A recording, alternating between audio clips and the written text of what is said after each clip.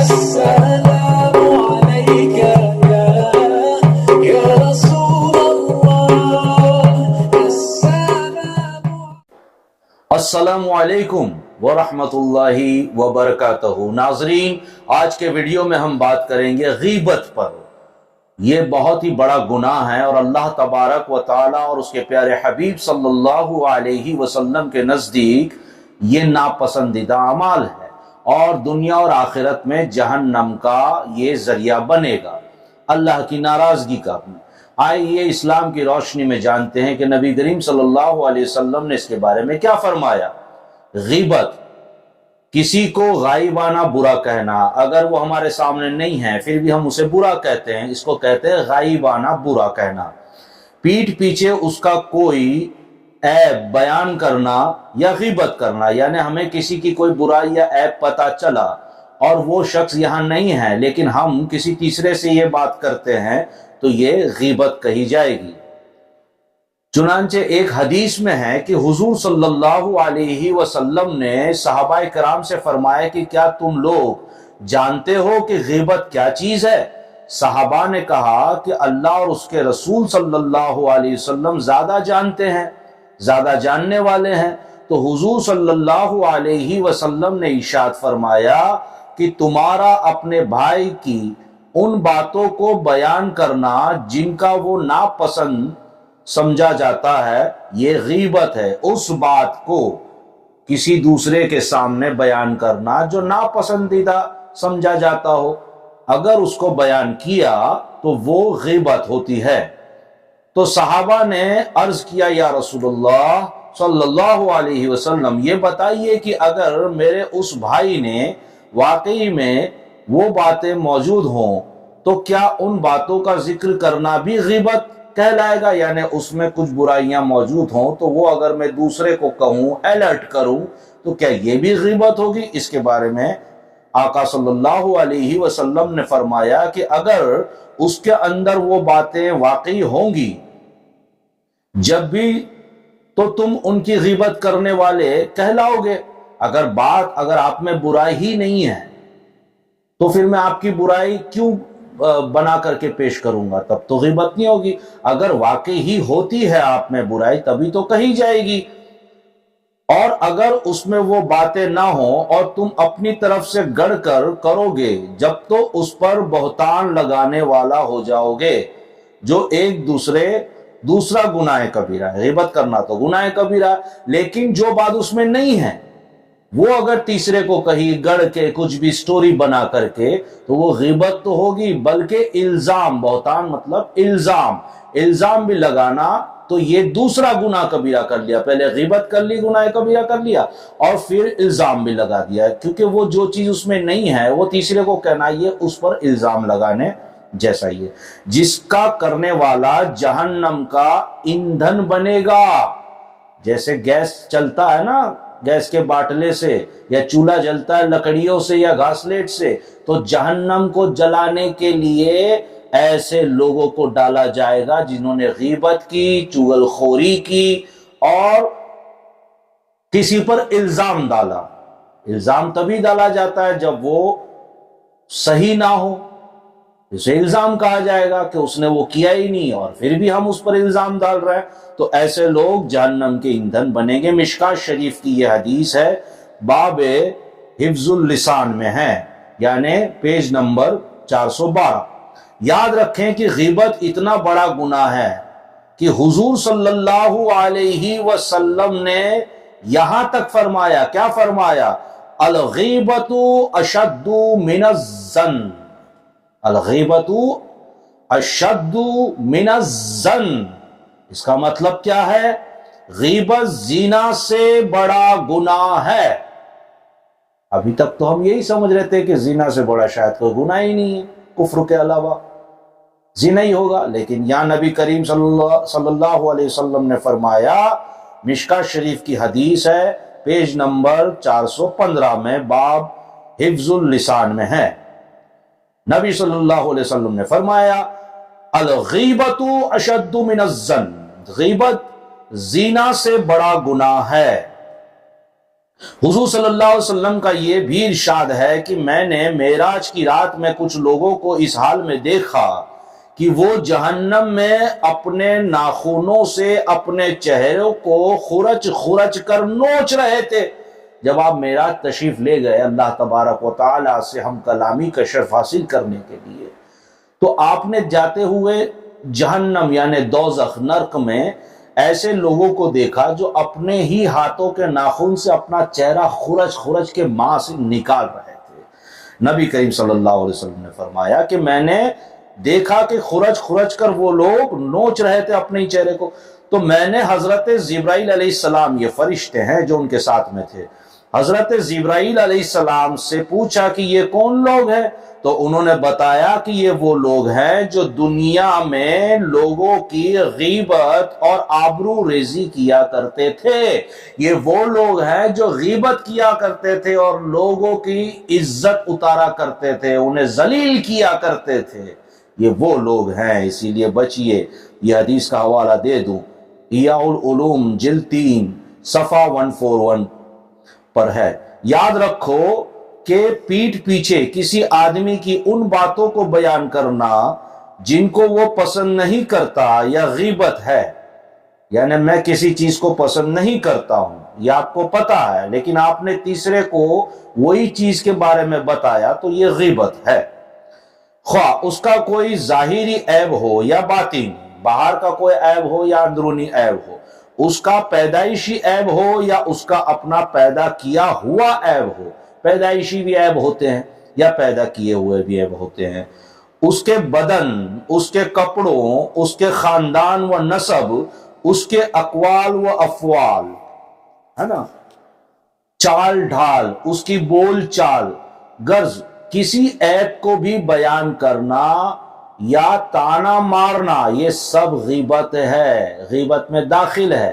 دیکھیے اس کی اچھائی تو آپ یقیناً بیان کیجئے، یہ ثواب ہے، لیکن اس کے چال ڈھال، کپڑے وغیرہ، خاندان، نام یا جو بھی چیزیں ہیں، اگر وہ اس میں عیب والی چیزیں ہیں، برا ہے، تو اس کو بھی کسی تیسرے کو کہنے کا مطلب ہوگا غیبت۔ لہذا اس غیبت کے گناہ سے ہر مسلمان مرد اور عورت کو بچنا لازم اور ضروری ہے، جیسے کہ قرآن مجید میں اللہ تبارک و تعالی نے فرمایا، اور ایک دوسرے کی غیبت نہ کرو، میں ترجمہ کہہ رہا ہوں، اور ایک دوسرے کی غیبت نہ کرو۔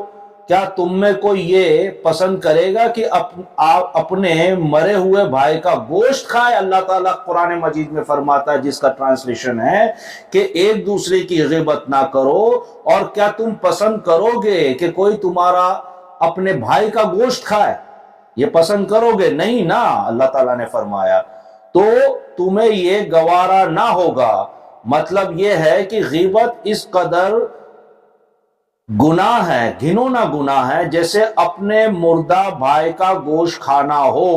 غیبت کرتے وقت یہ دھیان میں رکھیے کہ جو میں غیبت کر رہا ہوں دراصل اپنے مردے بھائی کا گوشت کھا رہا ہوں، سمجھ گئے، ماंس کھا رہا ہوں اس کا، تب انشاءاللہ آپ اس سے ضرور بچیں گے۔ تو جس طرح تم ہرگز یہ گوارا نہیں کر سکتے کہ اپنے مرے ہوئے بھائی کی لاش کا گوشت کاٹ کاٹ کر کھاؤ، اسی طرح ہرگز کبھی کسی کی غیبت مت کیا کرو۔ اللہ تبارک و تعالیٰ نے یہ قرآن مجید میں فرمایا، جس کا میں نے آپ کو ترجمہ سنایا، ٹرانسلیشن۔ آگے دیکھیے کن کن لوگوں کی غیبت ناجائز ہے، آگے سنیے کن کن لوگوں کی غیبت کرنا ناجائز ہے۔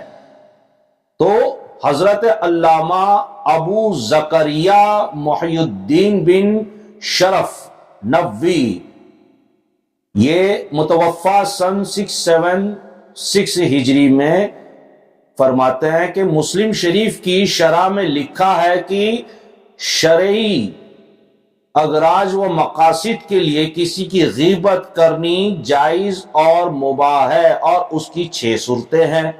پہلی صورت، مظلوم کا حاکم کے سامنے کسی ظالم کے ظالمانہ عیبوں کو بیان کرنا تاکہ اس کی داد رسی ہو سکے، یعنی ایک مظلوم ہے، وہ بادشاہ کے پاس گیا اور اس نے کہا کہ مجھ پر فلانے نے ظلم کیا، وہ ایسا ایسا ایسا ایسا ایسا ہے، تب جا کے تو بادشاہ کوئی ایکشن لے پائے گا، تو یہ غیبت نہیں ہوگی۔ کسی شخص کی برائی کو روکنے کے لیے کسی صاحب اقتدار کو سامنے اس کی برائی کو بیان کرنا تاکہ وہ اپنے روب دباؤ سے اس شخص کو برائی سے روک دے۔ بہت سے لوگ ہمارے معاشرے میں ہوتے ہیں جس سے کچھ لوگ ڈرتے ہیں۔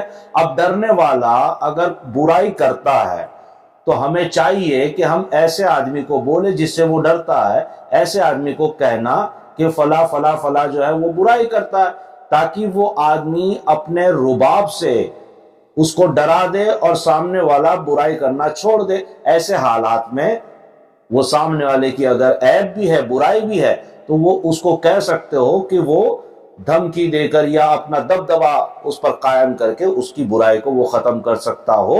ایسے آدمی پر وہ برائی کر سکتے ہیں سامنے والے کی۔ تیسرا، مفتی کے سامنے فتویٰ طلب کرنے کے لیے کسی کے عیبوں کو پیش کرنا۔ اب مفتی صاحب کے پاس گئے ہیں کسی کے بارے میں فتویٰ لینے کے لیے، تو جس کے بارے میں لینے گئے ہیں اس کے بارے میں بتانا پڑے گا۔ سمپل ہے، جیسے پولیس اسٹیشن میں جائیں گے کمپلین کرنے کو تو سب کچھ بتانا پڑے گا، اچھائی بھی برائی بھی ہر چیز، تو اس کو عیب نہیں کہا جائے گا، تبھی تو مفتی صاحب فتویٰ دے پائیں گے نا، پوری دلیل سنیں گے۔ چوتھا، مسلمانوں کو شر و فساد اور نقصان سے بچانے کے لیے کسی عیب کو بیان کرنا، یعنی مسلمانوں کو فتنہ فساد دنگا وغیرہ سے بچانے کے لیے، مثلا آگے بھی ہیں جھوٹے راویوں، جھوٹے گواہوں، بد مذہبوں کی گمراہیوں، جھوٹے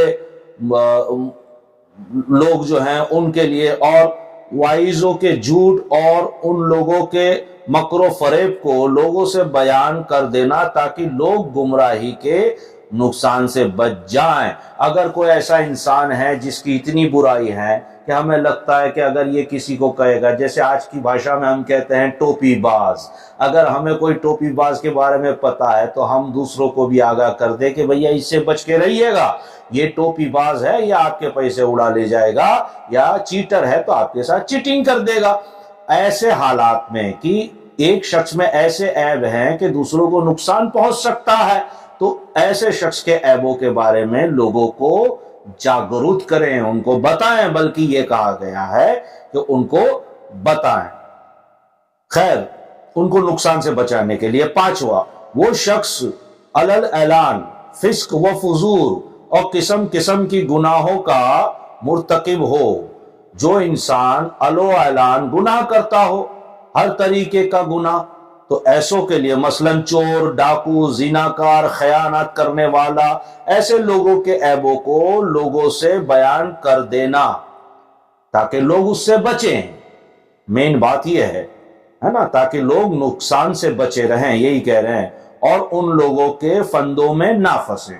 جیسے میں نے کہا ٹوپی باز ہے، چیٹر ہے، یا ایسے کوئی بھی شخص ہے، اس کے بارے میں اگر آپ جانتے ہیں تو لوگوں کو بھی جاگرت کر دیں، ان کو بھی بتائیں کہ یہ شخص ہے، اس میں یہ چیزیں ہیں، ذرا بچ کے رہیے گا۔ اور ایسے لوگ تو ہمارے آس پاس بہت گھومتے ہیں۔ اللہ تبارک و تعالی ہمیں غیبت کرنے سے محفوظ رکھے۔ بس اتنا یاد رکھیں کہ غیبت کرنے والا ایسا ہے جیسا اپنے مردے بھائی کا گوشت کھاتا، جو غیبت کرتا ہے اس کے لیے یہ حکم دیا گیا ہے، تو غیبت سے بچیے۔ اب بالکل آسانی میں 2 منٹ 2 سیکنڈ میں بتا دوں گا آپ کو کہ وہ جو برائی ہے اس سے معاشرے کو کسی کو بھی نقصان پہنچ سکتا ہے، تو وہ برائی کسی تیسرے کو بتا دینا غیبت نہیں ہوگا۔